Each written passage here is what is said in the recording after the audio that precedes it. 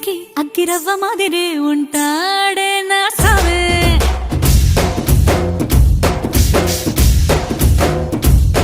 మెత్తాని పత్తి పువ్వుల మరే సంటో